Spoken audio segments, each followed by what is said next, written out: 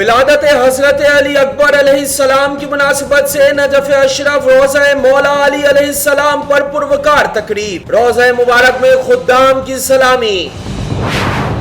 حرم مقدس حسینی کے میوزیم کی جانب سے 3 شعبان کی مناسبت سے رسول اکرم صلی اللہ علیہ وسلم سے منسوب منہ مبارک کو زیارت عامہ کے لیے پیش کیا گیا۔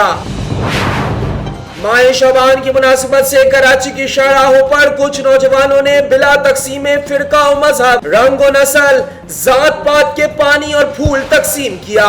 مقصد صرف ایک، محبت امام حسین اور کربلا کے نظریات کو فروغ دینا۔ ماہ شعبان کی مناسبت سے کربلا معلیٰ میں ہونے والے عالمی میلاد میں پاکستان کی نمائندگی کرنے والے اہل سنت عالم دین صاحبزادہ ابو الخیر محمد زبیر شریک ہوئے۔ پاکستان سے تعلق رکھنے والے بعض مومنین نے حرم امیر المومنین علیہ السلام کو ایک نہایت قیمتی پردہ تحفے میں دیا، جس پر آیت کریمہ نقش ہے۔ اس پردے کو قیمتی پتھروں سے مزین کیا گیا ہے۔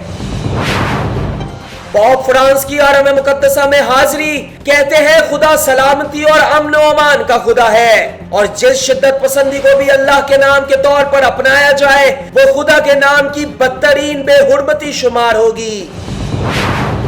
دنیا اسلام کے مقامات مقدسہ کے متولی حضرات کی اتفاق رائے سے منشور حقوق زائر منظور ہو گیا۔ منشور کے مطابق زائر کے لیے صحت و علاج کے مسائل پر آسانی، زائر کی مشکلات کو برطرف کرنا، زائر کو سفر میں سکون فراہم کرنا اور اس کے لیے سفر کا انشورنس وغیرہ اس منشور کا حصہ ہے۔